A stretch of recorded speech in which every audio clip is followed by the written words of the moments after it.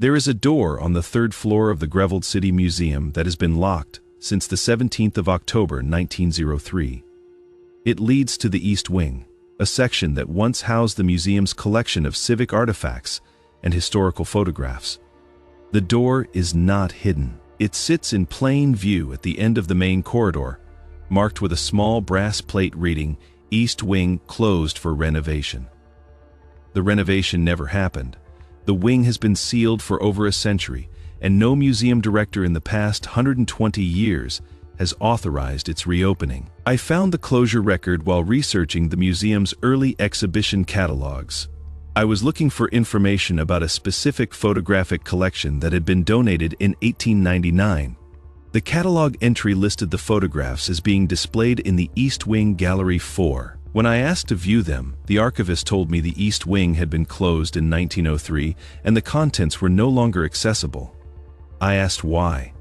She pulled a file marked East Wing Closure, 1903, and handed me a single document. The document was a resolution passed by the Museum Board of Directors on the 16th of October 1903.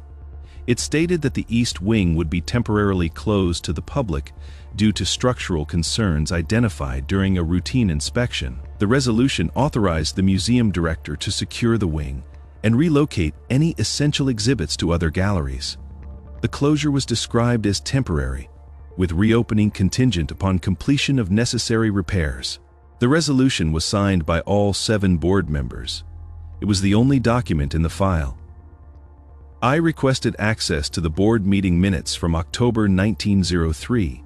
The minutes confirmed that the resolution had been discussed and approved, but the discussion itself was summarized in a single sentence. Director Merrick presented concerns regarding East Wing structural integrity, and the board voted unanimously to approve temporary closure pending assessment. No details about the structural concerns. No mention of what the inspection had revealed. No timeline for repairs, just closure, effective immediately. Here is what strikes me about the timing. The East Wing had been opened to the public in 1897, 6 years before the closure. It had been purpose-built as part of the museum's expansion designed by the architectural firm of Halstead and Cross, which specialized in institutional buildings. The construction was documented as meeting all contemporary standards for museum facilities. The wing had been in use without incident for 6 years when it was suddenly deemed structurally unsound. I searched for records of the structural inspection mentioned in the resolution. The museum's archives contain inspection reports for other parts of the building from the same period, all filed under facilities maintenance. I found reports from 1901, 1902, and 1904. There is no inspection report for the East Wing in 1903. I checked the city's Department of Building Safety archives. They maintained records of all structural inspections conducted on public buildings during this period. I found inspection reports for the main museum building in 1900 and 1905. No report for the East Wing in 1903. The inspection that supposedly identified structural concerns severe enough to warrant immediate closure appears to have left no documentary evidence. But here is the detail that doesn't fit. I found correspondence between museum director Osric Merrick and the architectural firm of Halstead and Cross dated November 1903, 1 month after the closure.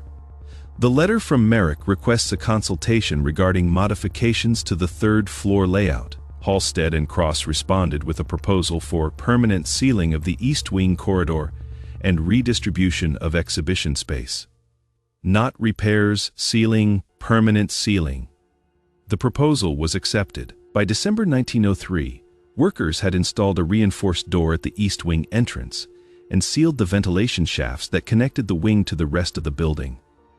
The work was documented in contractor invoices filed under Building Modifications, 1903. The invoices describe the installation of secure closure apparatus and environmental isolation measures.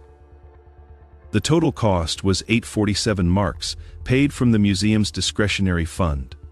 Environmental isolation measures for a wing that was supposedly going to reopen after repairs. I started looking for what had been exhibited in the East Wing before the closure.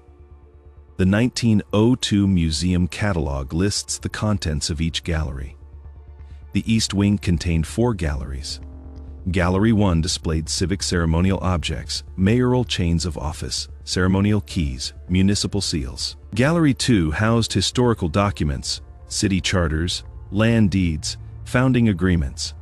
Gallery 3 contained architectural models and building plans. Gallery 4 held the photographic collection I had originally been trying to access. The photographic collection was donated by the estate of Harlan Vex, a commercial photographer who had died in 1899. According to the donation records, the collection included approximately 600 photographs, documenting Grevald's development between 1870 and 1899. The catalog entry describes the photographs as a comprehensive visual record of civic growth and architectural evolution. After the East Wing closure, most of the ceremonial objects and historical documents were relocated to other galleries. The architectural models were placed in storage, but the photographic collection was not moved, according to the museum's inventory records from 1904. The Vex photographs remained in Gallery 4 of the sealed East Wing. 600 photographs left behind when everything else was relocated. Now here is where the timing becomes difficult to explain. I found newspaper accounts of the East Wing closure from October 1903. The Grevald Daily Courier published a brief notice on the 18th of October. The day after the closure took effect, the notice stated that the East Wing of the City Museum had been temporarily closed for maintenance, and that visitors should use the main galleries. No mention of structural concerns, no estimated reopening date.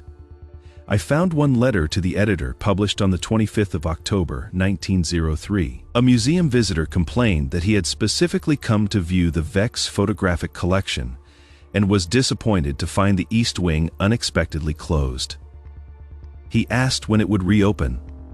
The museum's response, published the following day, stated only that the closure was temporary and necessary for building maintenance. No other public discussion of the closure appears in any newspaper through the rest of 1903 or into 1904. The East Wing simply vanished from public consciousness.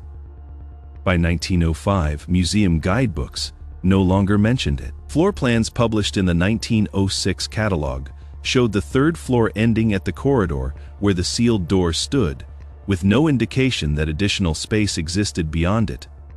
But here is what bothers me most. I found a record of museum attendance from 1897 through 1910. The numbers were recorded monthly and filed with the Museum Board's annual reports. In 1902, the year before the closure, the museum averaged 2,300 visitors per month. In October 1903, the month of the closure, attendance was 2,250. In November 1903, it was 2,180.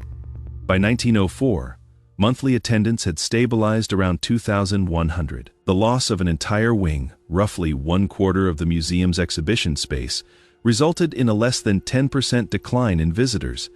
Either the East Wing had been barely visited before its closure, or visitors didn't notice or care that it was gone. I searched for any mention of the Vex photographs in subsequent museum records.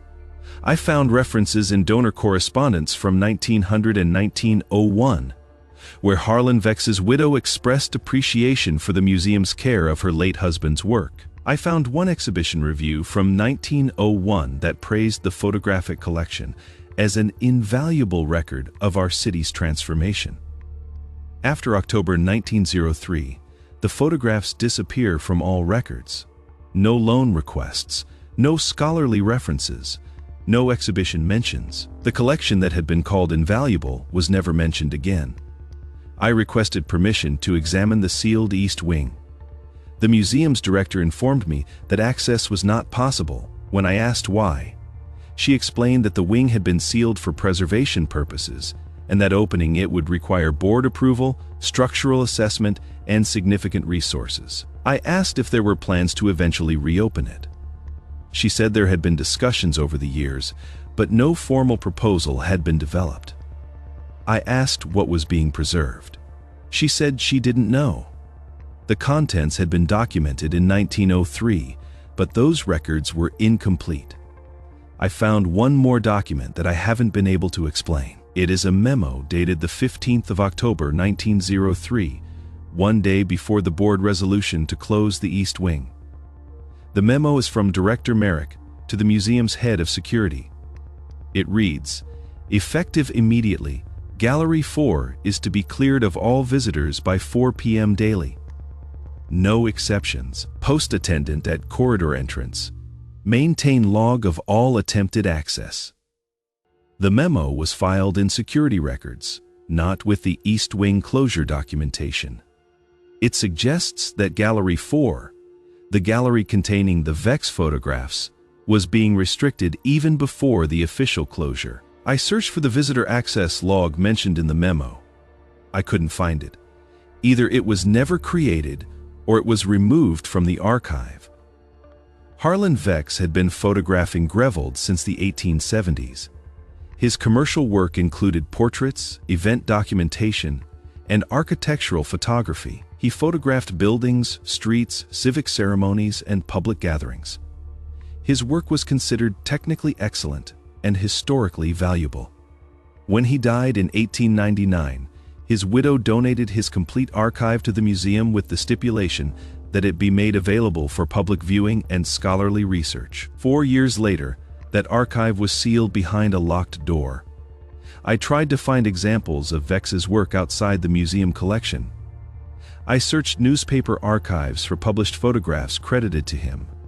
I found dozens: street scenes, building dedications, mayoral inaugurations, festival celebrations, all from before 1899. The photographs show exactly what you would expect: a growing industrial city in the late 19th century.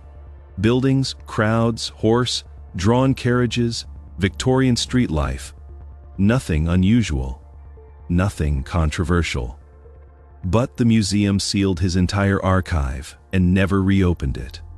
The door is still there. 3rd floor, end of the corridor.